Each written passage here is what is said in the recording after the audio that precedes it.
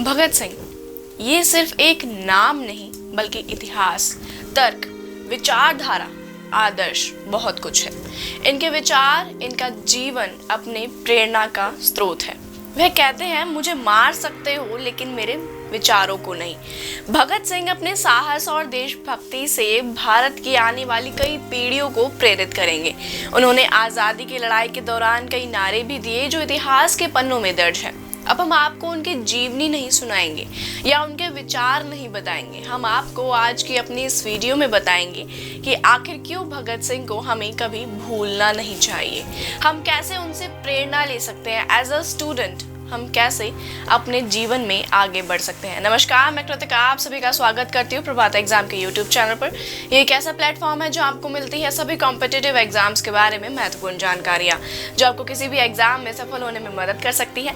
अगर आप हमारे यूट्यूब चैनल पर पहली बार आए हैं तो हमारे चैनल को लाइक और सब्सक्राइब जरूर करें और हमारी वीडियोज़ को सबसे पहले देखने के लिए बेल आइकन जरूर दबाएं। तो चलिए शुरुआत करते हैं आज की इस वीडियो की। क्रांति मानव जाति का एक अविभाज्य अधिकार है।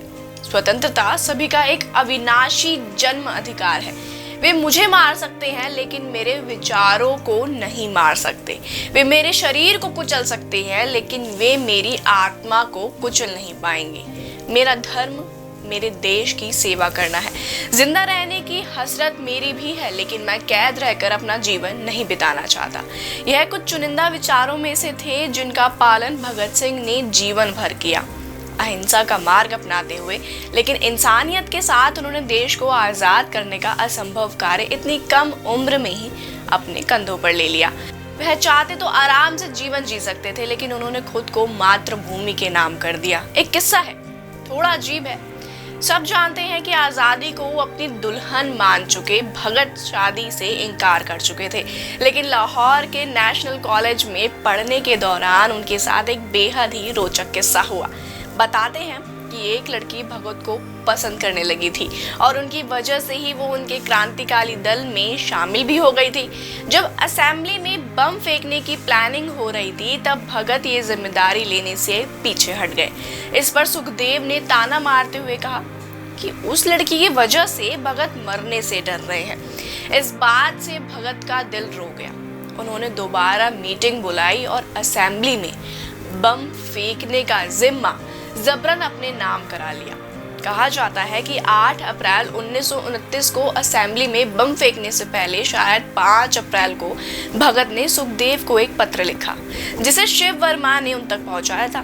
13 अप्रैल को जब सुखदेव गिरफ्तार हुआ तो ये खत उनके पास मिला और बाद में कोर्ट में सबूत के तौर पर पेश किया गया था। भगत सिंह ने अपने और देश की आज़ादी के मध्य किसी को नहीं आने दिया, जो एक सबक है हम विद्यार्थियों के लिए कि अपनी शिक्षा पर ध्यान केंद्रित करें।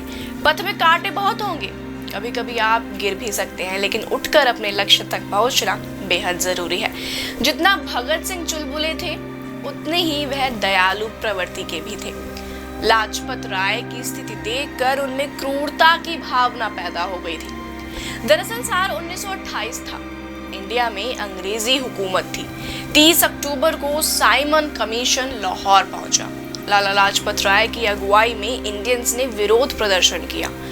क्रूर सुपरिटेंडेंट जेम्स स्कॉट ने लाठी चार्ज का आदेश दिया। लोगों पर खूब लाठियां चलाई गई। लाला लाजपत राय बुरी तरह घायल हो चुके थे। 18 दिन बाद लाला लाजपत राय ने दुनिया में अपनी आखिरी सांस ली। लाला लाजपत राय की मौत से क्रांतिकारियों में गुस्सा भर गया। तय हुआ कि बदला लिया जाएगा।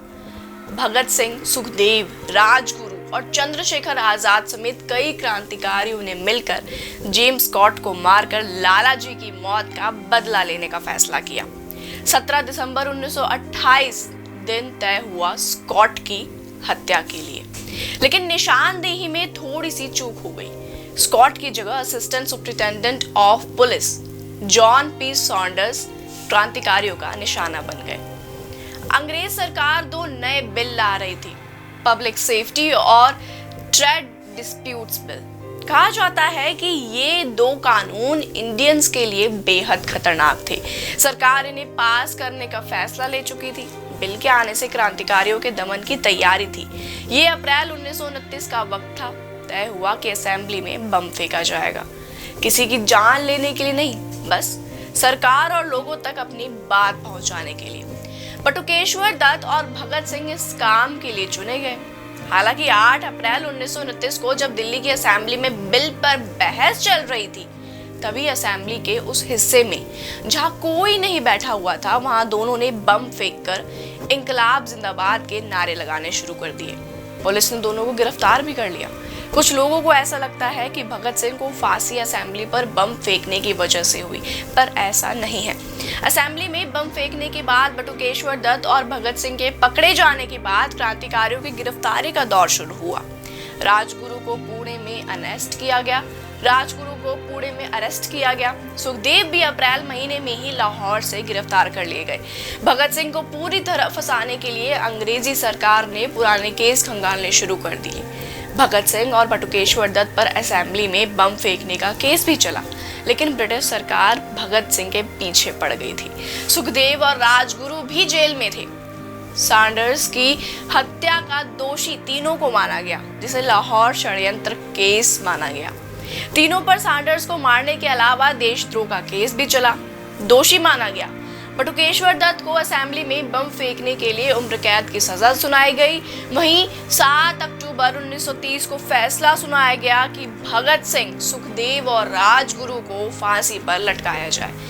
दिन तय हुआ 24 मार्च 1931, लेकिन अंग्रेज डरते थे कि कहीं बवाल ना हो जाए, इसलिए 23 मार्च 1931 को शाम करीब 7:30 बजे ही तीनों को लाहौर की जेल में फांसी पर लटका दिया गया। असेंबली पर भगत सिंह ने सिर्फ बम ही नहीं फेंका, पर्चे भी फेंके थे, जिसकी पहली लाइन थी, बहरों को आवाज सुनाने के लिए धमाकों के बहुत ऊंचे शब्दों की जरूरत होती है। भगत सिंह बहरों को आवाज सुना चुके थे। भगत सिंह ने जिस प्रतिष्ठा के साथ भारत को आजाद करने का फैसला लिया, वह आजीवन उसी मकसद के लिए जीते रहे। तमाम कठिनाइयों को उन्होंने पार किया। यह कहानी सुनकर हम यह तो समझ ही गए होंगे कि भगत सिंह हम युवाओं के लिए ही नहीं, बल्कि किसी भी इंसान के लिए क्यों प्रेरणा का स्रोत है। अगर आप भी भगत सिंह की जीवनी को पढ़ना चाहते हैं तो प्रभात प्रकाशन लेकर आए हैं आपके लिए कुछ चुनिंदा किताबें, जैसे मृत्युंजय भगत सिंह, इंकलाब, अमर शहीद भगत सिंह की फांसी का सच, मैं भगत सिंह बोल रहा हूँ, 1000 भगत सिंह प्रश्नोत्तरी, Bhagat Singh jail diary, Bhagat Singh jail notebook, the life and the times of Bhagat Singh jail diary in English. आप इन सभी किताबों को अमेज़न या फ्लिपकार्ट से खरीद सकते हैं, या स्क्रीन पर दिए गए नंबर पर संपर्क करके आप इनको ऑर्डर कर सकते हैं। उम्मीद है आपसे फिर मुलाकात होगी प्रभात एग्जाम के यूट्यूब चैनल पर। तब तक के लिए नमस्कार। यूपीएससी की प्रीलिम्स परीक्षा में गारंटीड सक्सेस के लिए भारत का प्रसिद्ध पब्लिशर प्रभात प्रकाशन आपके लिए लाया है यूपीएससी 26 वर्षों के topic wise solved papers. IAS doctor Manish Ranjan की इस बुक में है एक्सप्लेन्ड आंसर्स और ट्रेंड एनालिसिस। इसके साथ ही जरूर पढ़ें यूपीएससी सीसैट, जिसमें है पेपर 2 के 2011 से 2020 के सॉल्व्ड पेपर्स। ये दोनों बुक्स इंग्लिश में भी अवेलेबल हैं। आज ही ऑर्डर करें ऑनलाइन अमेज़न या फ्लिपकार्ट से और क्रैक करें यूपीएससी एग्जाम।